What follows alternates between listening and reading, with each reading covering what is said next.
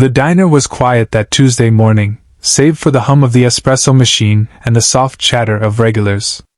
At a corner table sat Alexander Grant, a billionaire known for his ruthless deals and icy demeanor. Most waitresses avoided his table. His temper was legendary. But Clara Evans, a waitress with a PhD in literature, approached with a gentle smile. "What can I get for you today?" she asked, her tone warm, disarming. Alexander scoffed at first, expecting the usual fawning or annoyance.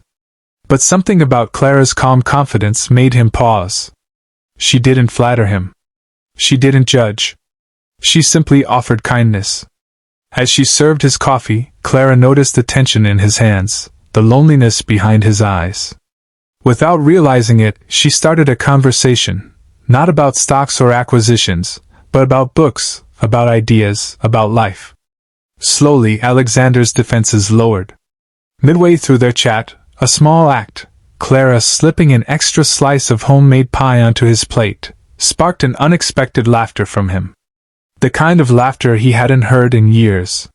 And just like that, the diner became a different place, a little brighter, a little warmer. In those moments, Clara's humility and genuine care did more than serve a meal. They reminded a man who had everything, except perhaps the simplest touch of humanity, that life could still surprise him. And for Clara, it was never about impressing a billionaire. It was about reminding the world, quietly, that kindness has its own power. Over the next few weeks, Clara noticed Alexander returning at odd hours. It wasn't about the coffee or the pie anymore, it was the conversation. He began sharing stories of boardroom battles, of losses that no spreadsheet could measure, and of regrets he'd buried beneath wealth. One rainy Thursday, Clara offered him a seat by the window. "You seem heavy today," she said softly, handing him a warm mug. Alexander hesitated, the usual armor around his heart rising. But then, something unusual happened. He spoke of his estranged daughter, a conversation he had avoided for years. Clara listened. Not with judgment, but with empathy. She asked a simple question. "Have you told her how you feel?" It wasn't advice, just a gentle nudge. That night, Alexander stayed longer than ever, leaving only after a quiet promise to himself. He returned home not with business deals in mind, but with the determination to reach out, to repair something he thought was irreparable. Clara, meanwhile, continued her day to day. To her, it was just another morning at the diner. Yet she felt the subtle shift, the power of presence, of truly listening.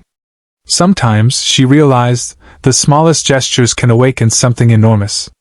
It was in these ordinary moments that extraordinary changes began to stir.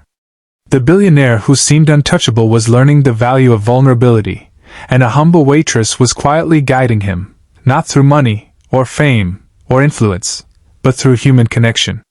In a world that often values loud gestures, Clara showed that quiet acts of kindness can echo far beyond a single table. And somewhere between the clatter of plates and the aroma of coffee, a hardened man began to see life differently. One Monday, the diner buzzed with its usual morning rush. Clara was balancing trays of coffee and toast when Alexander walked in, unusually flustered. His tailored suit was wrinkled, his expression tense. Today wasn't a casual visit, it was urgent. I need advice," he admitted, almost reluctantly, taking a seat at his usual corner. Clara raised an eyebrow, her curiosity piqued. He confessed that his company faced a scandal, one that could ruin him financially and publicly. The board demanded ruthless action, layoffs, and damage control. Every instinct screamed for aggression. But Alexander, for the first time, hesitated. He thought of the conversations with Clara, of how simple compassion had changed him quietly. Could he choose differently? Clara listened, as always, her presence steady and non-judgmental. "You have to decide who you want to be in that moment," she said softly. "Not what they expect, not what's easiest." Her words sank deeper than any business counsel ever could. That afternoon, Alexander made a decision that shocked everyone. He refused to cut corners or betray his employees. Instead, he opted for transparency, admitting mistakes publicly and promising support for those affected. The news hit social media like a storm. Many doubted him, some mocked him, but a surprising number admired the courage it took to act with integrity. Back at the diner, Alexander returned to share the outcome. His face bore exhaustion but also a rare kind of satisfaction. "You were right," he said quietly. "I forgot what it felt like to do the right thing without expecting anything in return." Clara smiled, pouring him a fresh coffee. "Kindness doesn't have to be loud," she said. "Sometimes it's the courage to stay human when everything else tells you not to." And in that moment, both realized that true power wasn't measured in wealth or influence, but in the choices that reflected the heart. Weeks later, the diner held a quiet anticipation. Clara was preparing breakfast when the door swung open, letting in the morning sun and Alexander. He seemed lighter, calmer, but there was a determination in his stride that made the air feel electric. "I've made a decision," he began, sitting at his usual table. Clara listened, sensing the weight behind his words. He had invited his estranged daughter, whom he hadn't spoken to in years, to the diner. Today would be their first meeting since a bitter falling out. Clara watched as Alexander fidgeted with his coffee cup, nerves finally overtaking his billionaire composure. The bell above the door jingled, and there she was. Hesitation, surprise, then a cautious smile. Words faltered, replaced by awkward laughter, then stories, then apologies. Clara stepped back, letting the reunion unfold, her heart swelling quietly. The act of kindness she had offered all those weeks ago, the patient listening, the warmth, the respect for his humanity, had created ripples far beyond her table. It wasn't the coffee, nor the pie, nor the words she spoke, but the consistency of her compassion that allowed a man to rediscover empathy, to rebuild bridges he thought were lost. Hours later, Alexander left the diner with his daughter by his side, holding hands, sharing laughter. He turned to Clara before leaving, eyes glistening. You've changed my life. I don't know how to thank you." Clara simply smiled. "You didn't need to wait for me.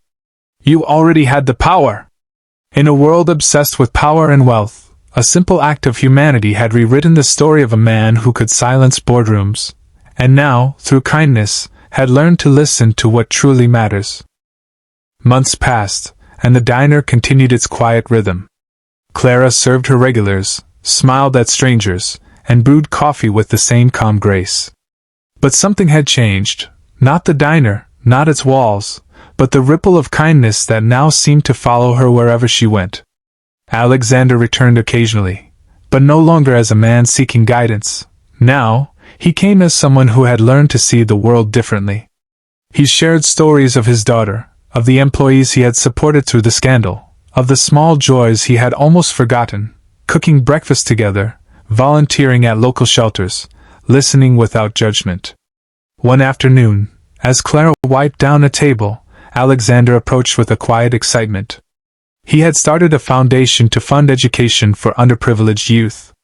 "I wanted to do something meaningful," he said, "and I remembered the lessons I learned right here, about patience, empathy, and small acts that mean more than wealth." Clara smiled, a gentle pride warming her chest. She never sought recognition. Yet, watching the man she had met weeks ago transform, she realized the extraordinary power of simple kindness.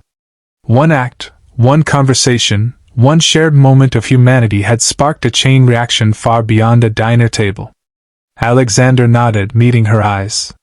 "You taught me that real strength isn't in money or power or status, it's in compassion. And that can't be bought." As he left, hand on the door, Clara returned to her work, quietly content. Outside, the city moved fast, indifferent to the tiny miracles happening in small places. But for those who saw, who noticed, it was a reminder: the world can be changed, not by grand gestures, but by the simple courage to be human. And in that truth, Clara's quiet heroism shone brighter than any billionaire's fortune ever could.